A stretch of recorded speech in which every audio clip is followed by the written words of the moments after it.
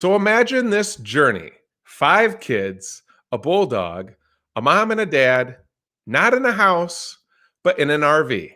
This is a nomadic lifestyle, and no one makes it look easier than the Proha family, to which you can follow them on Instagram, Oils and Grace Tribe, and see just how they make memories and keep sanity in the comforts of their own Heartland RV Cyclone toy hauler. Ladies and gentlemen, let me introduce you to Brett and Brittany. Welcome to the Where's Willie podcast. Thank you for having us. Okay, so before we get started, and all the listeners and viewers just write you guys off as being crazy, this is a pretty amazing life. So let's first just kind of give everybody some context.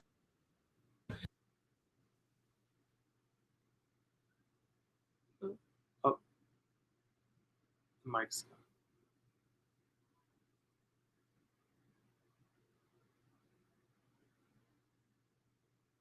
We can't hear you at all. Your mic cut out. Your mic. Sorry. All right. So, can you hear me now? Yeah, now we can. Yes. Okay. All I was doing was I was sending you guys some love and saying happy anniversary, 11 years married. Thank you. Thank you. All right. So for all the listeners and the viewers, what I always do on the Where's Willie podcast is we kind of get back to the start. So Brittany, Brent, before you two locked horns and fell in love and decided to be crazy and raise a beautiful family in an RV, where did you guys grow up? Where are you guys from? Kind of tell us your life stories. You want to go first? Yeah, I'll go first. So I grew up in a little suburb in Tacoma, Washington called University Place. And Britt wasn't too far from me growing up. But we just grew up in south of Seattle, about 40 miles away. Great little community, small. Played a whole bunch of sports in high school, baseball, football, wrestled. Was very active in my younger years. Younger years. And then just kind of worked my way through like corporate world in sales and stuff like that. And that's kind of how we met, was through work. So yeah, so I grew up in Puyallup, Washington, and it was like probably 20 minutes away from where Brent grew up. And mom, dad, sisters, little brother. And I actually was homeschooled. I went to public school and I went to Christian school, but it was like every other year I was doing something different. And it has to do with my brain of just being like totally ADHD and all over the place and not being able to sit still, which totally accounts for our life now. So Brent and I met. I got my first job. So I was homeschooled in high school because I hated being stuck in a classroom all day long. Yep. And so when I turned 16, I got a job at PacSun, Pacific Sunwear of California, and Brent was my manager. And we just met, and then we fell in love. The rest is history. He got me pregnant, and the rest is history. So that's awesome. So again, every life's journey, you got sunshine, you got rain, you got a few storms. Present day where you guys are at, so that I'm correct with everybody listening and watching, you guys do live full time in the toy hauler, correct? Yes, we're going on our third year. We actually moved our whole family from the west side of Washington of the Cascades to the east side of the Cascades about 7 years ago, I think. And we had a farm. We actually bought raw land and designed and built a custom house on raw land. Lived there for a couple of years. Yeah, the American dream. And we just looked at each other one day and we were just like, we're sitting on our deck and we're like, what if we just like sold it all and lived in an RV? And just traveled. And in some context too, her parents had full-time previous. So we had gotten a little bit of a taste. Yeah. So Brett had already been a stay-at-home mom. And so I was working. So one winter, Brett got a taste of traveling. Yeah, I got to leave him in Spokane where it was 6 feet of snow, and I got to go to California for the winter with the kids. So I was like, this is nice. I like this. So she got a taste of that. And then we had already kind of known some information of how to go about doing it. Yeah, So like the best way, cheapest way and stuff. So we ended up just selling it, and that was 3 It'll be years ago in February. February. And at first we did some Airbnbs before we actually ended up buying a trailer, and then we bought a trailer, and we actually were in a Heartland mallard before we got the cyclone, which if anyone is familiar with those, they are tiny. a lot small. So 5 kids and a dog in a 1 bedroom, and so all of the kids slept in the living room area, and we converted it to their beds every night, and so it was crazy. But we actually really enjoy tiny living now that we have it. So we went from a 4,000 square foot house to 250 square feet, which is a lot. And and the one thing that I really want to give you guys credit is you chose to do it before it was cool, or before you didn't have any other option, or a pandemic forced you to think differently. And I think that the one thing that I just wonder why so many people hold back. So what I don't want to do is badmouth the idea of the American dream. Yeah. But as I've been working in the RV industry, meeting amazing people like you, who I will say, or at least challenge everyone to give a little bit of pause and say, it's okay to have the mortgage, the picket fence, work Monday through Friday, get home by 6 p.m., spend your 2 hours with the kids, and then plan 2 weeks a month or 2 weeks a year to go on a family trip. But what I do see that is so intriguing, and I see that this pandemic has finally made people pause and question to say, is it worth having a 5,000 square foot home with 6 rooms and we only occupy 90% of the time? Maybe we can let go of the having, and we can be like the Proha family, where every week they're opening their eyes and going out their front door to a beautiful landscape that we would dream of seeing. And they do this every single week. So in that context, you guys, you do an amazing job of, you're both committed to the Lord. You guys are, great examples to your children. Can you just talk about, as parents, what this lifestyle you feel as a mom and a dad has done for your children, as opposed to maybe the other American dream that we know? Well, that was one big thing too when we traveled, before we hit the road, is we wanted our kids to experience different cultures, different areas, because the thing is where our house and farm was a very small community of population 3,700 people, which isn't bad. But right. Sometimes people get stuck in like their hometown, and they are afraid to go out and actually see what this beautiful nation has to offer. So. And you don't realize how blessed we are as Americans of all this beautiful landscape we have to explore. And different landscape. Where it's in just the different families we've met and people we've met and cultures we've met. It's been honestly such a blessing, because every time we go, we're traveling somewhere different. I always make a point to tell whoever's riding with me, like, hey, if we weren't doing this, we would never see this part of America. Because especially this year, we saw a lot of the middle America, where we probably, if we weren't traveling, we would have never seen. No, we would have never to go there. Yeah. So and our kids, so they were homeschooled before this. Previous, And now that we travel, our kids are around more kids now than they ever were when we had our farm, because we were just so removed from, everyone. So as far as I hear, I get a lot of messages like, are your kids social? Do they get to see other kids? And if you were to look out our window right now, our kids are playing with 30 other kids. There's probably literally 50 people right outside our rig. Yeah, right just now. They're doing crafts and stuff like that. So our kids are definitely social now. They get to meet all of these other families that are from all over, some are from California, Delaware, Wisconsin, all over the U.S., and they get to experience, that from them. So we really wanted that, and we're not to say that we never want a house again. Eventually we will end up, getting a house again, but we'll always have some sort of traveling in it. And it's funny because prior to this, our kids, what they wanted to do when they grow up kind of changed.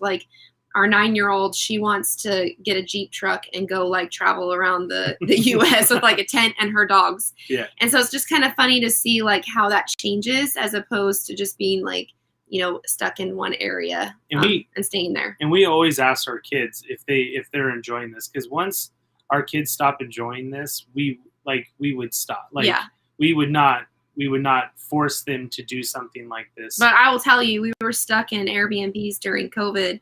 While we were getting this, and they hated it. They're like, I want to go. Where can we go next? I want to travel. Like, I don't like being here. Yeah. So it's kind of, they're still into it for now. Well, and I'll tell you too, I think what really intrigues me, again, coming from the outside, coming into this industry, meeting so many different people from all backgrounds, the one thing that, I know of, if you look at the history of, our 3 brands and being under Thor Industries umbrella, and if, you guys have already been to like the RV Hall of Fame. People have been camping for decades, but now because of technology and social media, now it's become cool or mainstream and more accepted. Maybe before when you were a camper, you were kind of a weirdo. Yeah. And now it's being embraced as like, oh, you own a home? Oh, yeah. So because of that, and you guys have grown, so popular. I mean, you got tens of thousands in your following. What would if you guys were to say over the last few weeks or months, and I'm sure it just shot, through the pandemic, what are like the most asked questions about this lifestyle that you guys get? Like, Brittany, Brent, can your kids play sports, or, how do you guys go on a date, or, what are probably the most common questions that you guys get repeated? So, I mean, for us, one is, how do you afford it? Mm-hmm, how do you? That's like the huge one. How can we make this happen? Because that's the question we get all the time. Of like, if I had a job that would allow me to do this, I would do it right now. Right. So, like, what can I do in order for me to do this? Another one is like, your kids are your kids social with other people. How do you meet other people? Yeah. How do you connect with other families and stuff? There's actually a really great group on Facebook called Full-Time Families that anyone can join and ask any questions. And it's all about full-time families, coming together and connecting. Another one is, I have actually gotten this one a lot often, is how do you decide where you want to go?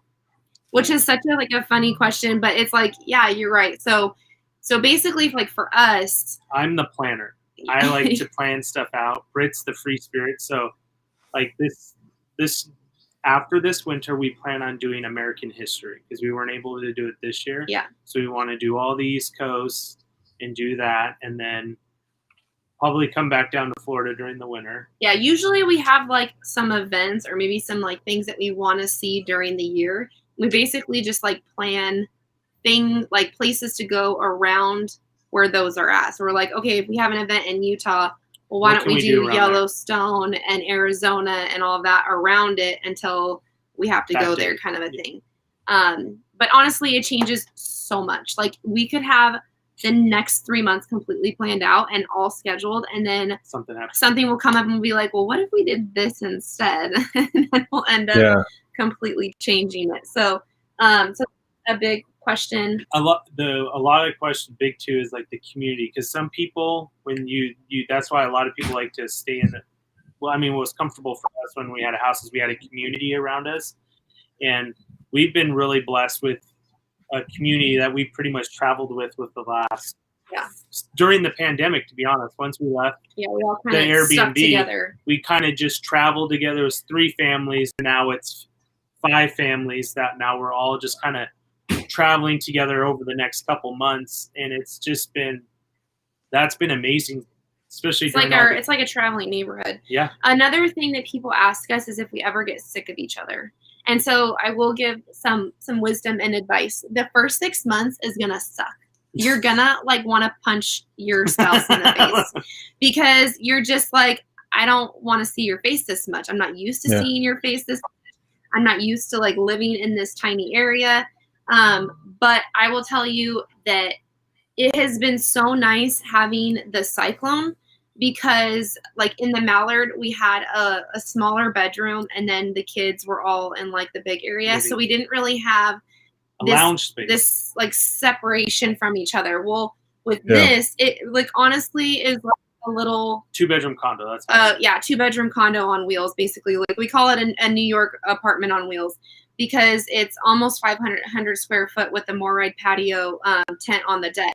And so it's so much more comfortable now. We're like, okay, if I'm sick of Brent, I can go in my room and do whatever, and then we can keep the kids back there. Or if we're sick of the kids, we just shut the door and they stay back there. So it's kind of like people struggle with that. They're like, I love my family, but I don't want to be around them that much. Like, is there separation? And so if that is you, I would encourage you to kind of go bigger as opposed to like one of the tiny ones. Because then you can have that separation from each other. But honestly, we've just like learned to be with each other all the time. So it's like the first 6 months was like a learning curve for all of us. And I was already at home working too. So I was already at home working. Yeah. So we kind of already had that. But it is definitely a transition of going from, you have your office in the house. Mm-hmm. You have your bedroom, and you have all this space to spread out. But again, I mean, we as a family now are a lot closer. Yeah, and we utilize the outdoors a lot more. So we're constantly exploring outside instead of like, I feel like a lot of people when they're at their homes, they just kind of get stuck of just like being inside. And this lifestyle allows us, like, we're in a new area, let's go explore this mountain or this beach, or go hike this or this museum. And so it allows for us to really explore our surroundings as opposed to, being just in one area. If that makes sense. And I want to go back too, because I think the biggest thing, Brent and Brittany, and I'm sure you guys would agree, is just, it's such an unknown, or it hasn't been so common. That's why there's so much, can we afford it? Right. But full disclosure, I feel like, because I've been talking to some other people, they said, honestly, if you look at, you own a house and the maintenance costs and all that, and the commute and the fuel and all that, you can be, remote living in an RV for about $3,000 a month. Yeah. Is that a fair number? Yeah. I mean, for our lifestyle where we like to go do stuff. Yeah. We spend a lot more than that.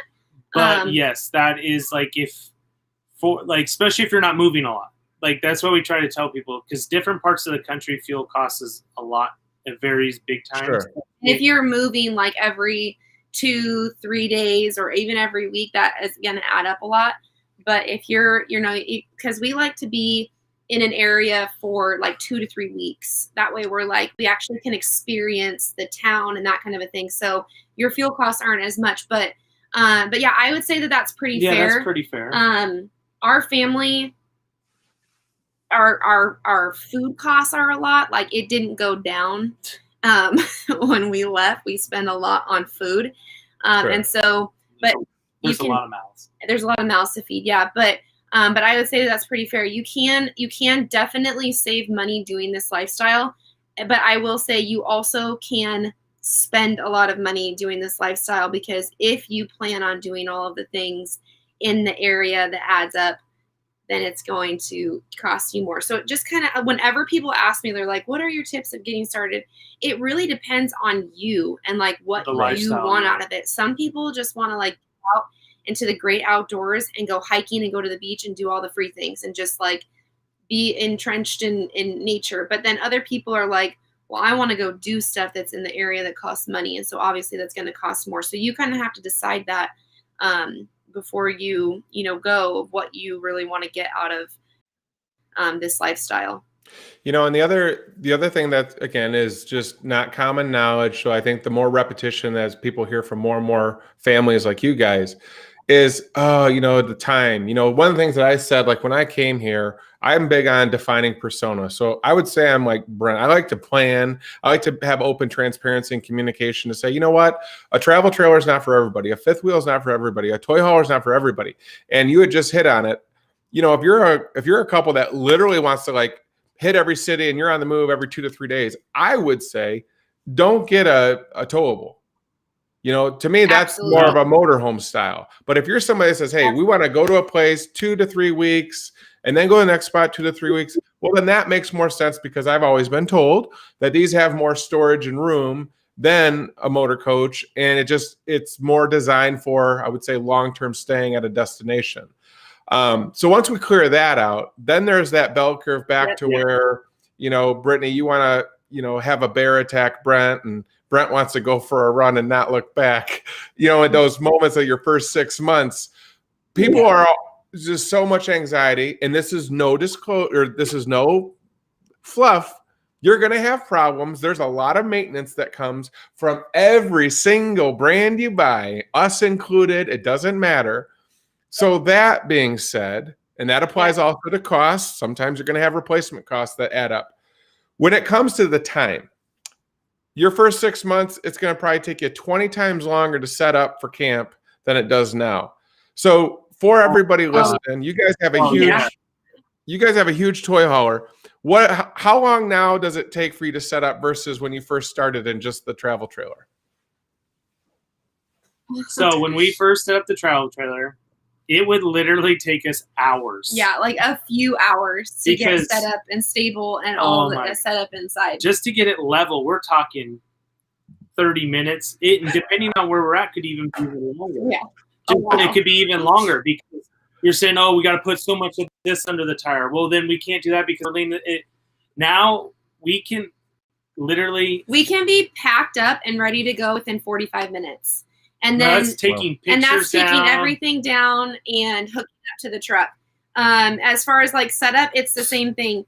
It honestly depends on like this summer we did a lot of like Upper Michigan where we were moving every 2 to 3 days. So we just like kept everything down and we kind of lived 15 minutes within it, and it was even faster than that. Wow. Yeah, 15 minutes where we could just like slides in, Yep. And go. And so yeah, we definitely have it down to an art. There's definitely a learning curve at first, but it makes it easier. We didn't have auto level with the Mallard. Now we have auto level. So you just hit a button. You know, it just is a little bit different. But yeah, we can be in and out at max 45 minutes, setting up. And that's like down. cleaning up really well, putting stuff like strategically away. But if we... Yeah, that's a really great question because I remember now I get that question all the time because people look at what we've renovated in here and they're like, you must be stationary. And I'm like, no, we're not. No. We take everything down. Everyone has their little job, and it's really fast now that we have the system down. And it sounds to me that, and I feel comfortable saying this, that so far you guys have zero regrets on doing this with your family. That's like our biggest thing with this lifestyle. Before we did it too, we did talk to our kids about it and just be transparent with them, like, hey, this is what we're going to do. But I mean, it's amazing. Yeah. So for those just starting and just like us being almost going into this 3 years and talking to other families, the first 6 months to a year, give yourself so much grace. Just give yourself so much grace because people are like, oh, my life is going to be so much easier. I don't have to take care of my house. All this kind of like that's a stress, but you kind of like, you kind of like move into like a different type of stress. Like it's not as stressful, but it's just like a different type where you're like, I don't know where to go and I don't know who to meet and I'm setting this up now. So it's like, it's that first year was really and especially if a learning curve for us. If you've never towed anything before, like not towing anything. For me, I had never towed anything before. We picked up our first trailer in Los Angeles, and he drove it through LA traffic to Disneyland. First time I ever towed anything driving through LA Anaheim, and I mean, my shirt was soaked with sweat when I was driving through that. So just that first year. Yourself so much grace and understand that like you'll get the hang of it. But I love this lifestyle. I like wake up so grateful that like inside remains the same and then our outside changes whenever we want to. Like we don't like a neighbor. We wake up and move to a different area. Like so much of a simpler life. And I feel like sometimes you need like a reset. with just like you working your 9 to 5 job and you're just like so stressed out and doing all those things. And sometimes you just need to be like, I can't handle that many responsibilities anymore. I just need to like reset my life for a little bit and start over. And that's what we used to do with our vacations. We would take, 2-3 week vacation. Yeah. And we'd go do that. And then, but now it's like a permanent vacation. You definitely need to have some self-discipline when you're working your job and stuff, because like, especially when you're with friends and stuff, everyone like grabs their coffee and you all go outside in the morning and you all just like talk to each other. And then before you know it, it's 3:00 in the afternoon and you've been talking all day long and that kind of thing. But yeah, no regrets. We love it. Yeah. So, and you guys you made a good point. It's a good transition that I want to kind of get into, which is the other reality of, money doesn't grow on trees. And in addition to you guys living together 24/7, except when Brent goes and wrestles bears, you guys are also working together. And, I want to take a little bit of time to just promote and give you guys credit, because you guys both, you're running a successful essential oils business, but also, the tens of thousands that are following you on social and on your website at coffeegraceoils.com is, you guys are becoming the, I forget the name of the TV show, but it's like the couple that down in Texas that does all those remodels. You guys are becoming like the remodel. What's that? What'd you say? Chip and Joanna, fixer upper. Yeah, you guys are the Chip and Joanna of the RV industry, from what I can tell. So, can you kind of talk about, going back to, again, just for us on the outside going, I still think they're crazy. Really nice. Glad they love Jesus, but I think they're crazy. Like, how do you guys manage then the schedule of the kids in homeschool, their routine, your planning, being weathermen, watching the weather at all times? How do you guys got to kind of go about, how did you have such a successful businesses in both the essential oil and then now this growing demand for the remodel consulting you're doing? Yeah, so we thankfully before we launched, which is like the term when you go full time. But before we launched, we had a very well established business with essential oils, and so honestly, one of the great things about our business is that we just share genuinely about how we're using oils and the products and that kind of thing. So it's one of those things where like I don't have to necessarily sit down and do all of these things. It's like throughout the day. But we usually, even when we had an office, we lose a lot of the time working at night. We get a lot more work done at night. Yep. And that just works for our family, where we can get more. Me and Britt are not morning people, so we don't get up. Do not come at before 10. Do not. Well, not that, but we're not morning people, so we do a lot better work at night, and so that's just our strength. So we do a lot of work when the kids are down. We can get a lot of work done. And our kids do a Becca this year, and so it's very hands-on. It's very hands-on, but also they have like a teacher that they hop online and watch that teaches them, and so that kind of takes a little bit of the pressure off of Brent and I, because they're watching that, and then we just kind of have to help with book work and stuff. But I will tell you, if you want a structured lifestyle, this is not for you. Yeah, there's no structure. There's no structure. We just kind of go with the flow. You have to. And I think that you can't. Some people thrive off of that, and some people don't. You can have structure within that, but you have to be very very flexible and on top of that. And so we just kind of do some weeks we do a whole bunch of schoolwork, and then the next week we give the kids a few days off, and we just like explore or kind of do our thing.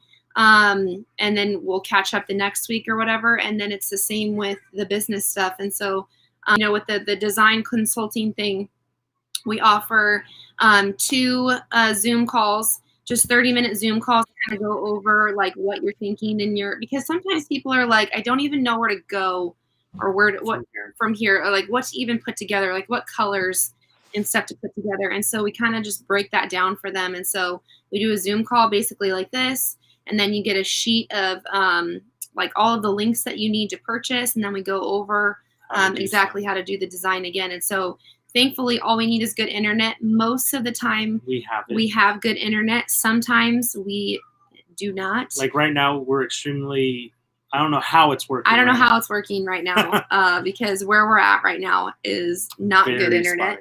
But yeah, we just kind of make it work. A lot of people ask us the whole internet question too. And we haven't really found anything that works perfectly to give you great internet all over the country. Unfortunately, I wish that there was a magical something, but yeah, we just kind of make it work. So, and I just want to make sure. Yeah. So I just want to, for everybody. That's right. So for everybody listening and watching, if you want more information on essential oils, or you want to connect with two awesome people that are here before me, Brent and Brittany, and to learn more information about their remodel consultation to help you guys out on your life's journey, you can go to coffeegraceoils.com, correct? Mm-hmm. Yep. And they can also find you on social media. Probably Instagram's the best way to reach you. Yeah, yep. Instagram's the best way. Yep. And that's Oils and Grace Tribe. Yep. 2 for 2. Thank you. All right. And the way I like to end this is we've introduced all the listeners in the audience to your life's journey, where it started to where you're at today. So this is kind of, for me, I always get excited. We're going to talk about where's 2021 for the Prohas. So I guess before I ask, as of today, each of you, and you can't have the same answer. You cannot love each other that much and be that close where you guys are going to say the same thing. So I want to ask the bear wrestler, Brent, so far in all of your travels, your favorite place of all time as of today is where? I love Tennessee. Oh, you took mine. I love Get out of here. There's no Tennessee, way. The culture, people, like, it was just, we in the almost 3 years we've traveled, we've actually went twice, 2 separate years. We just keep coming back. Like, we were able to spend the fall this year in the Smokies, and it was absolutely stunning. Like, it was just, it looked like a Thomas Kincaid painting. Like, it literally, we haven't been to Maine yet, so I don't know what Maine looks like, but Tennessee was just amazing. You like live music, it hit every check. I love music. I love the outdoors. Like, the people were amazing. It hit literally every mark. And I mean, and being from the Pacific Northwest, it has mountains, and you're on the east. So it was, if you miss the mountains, you got the mountains. So I got to experience some really cool things there with going in like a biplane, stuff like that. But it was just amazing. All right, I'm gonna. I know. Hold on, so Brittany, you cannot Indiana. say Tennessee. You cannot say Tennessee. So if you don't count that, Brittany, where would be your favorite place as of today? Honestly, Indiana surprised me a lot. Yeah. Like, I didn't expect the terrain and the weather to be like that. The people were awesome. So we stayed right next to South Bend, or in South Bend, right next to Notre Dame.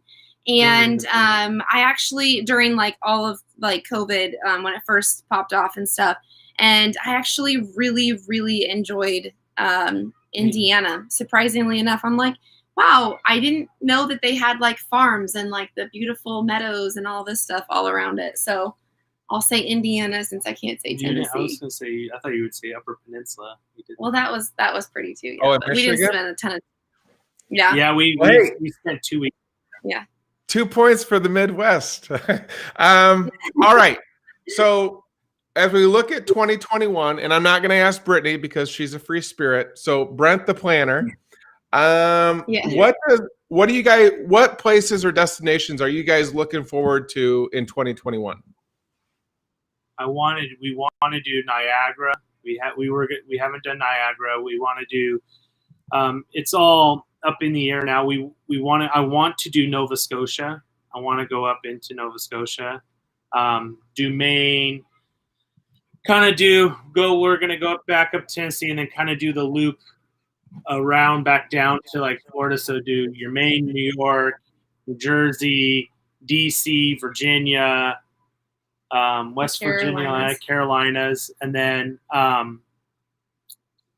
winter. In the winter, it's kind of up in the air because we really loved Southern California, like the San Diego area, but it just depends on what's going on with everything. Sure. But if we do go west, we'll probably hang out in Moab for probably for a month, and then we'll shoot down into Southern California. We will be in Indiana for the Heartland rally in June. So okay, we will be in Indiana. That will be. So that's kind of how our plan is. That's why I was saying we'll go kind of on the back side and go up through that way into Maine, and then we'll shoot back down on the coast side because we'll be in Indiana mid-June, and then we'll go that way. Brittany, did you notice how he tried to slip Tennessee in for a third time? I heard it. I mean, we'll probably drop back into the Smokies, the Pigeon Forge area real quick, and then we'll make our way down. Awesome. Well, listen, if you haven't to all of our listeners, if you want to follow this amazing family, Oils and Grace Tribe on Instagram, learn more about their business and their lifestyle. They wear their hearts on their sleeve. Amazing people. CoffeeGraceOils.com. Brent and Brittany, thank you so much for taking time to share your life's journeys on the Where's Wooly podcast. Thank you for having us.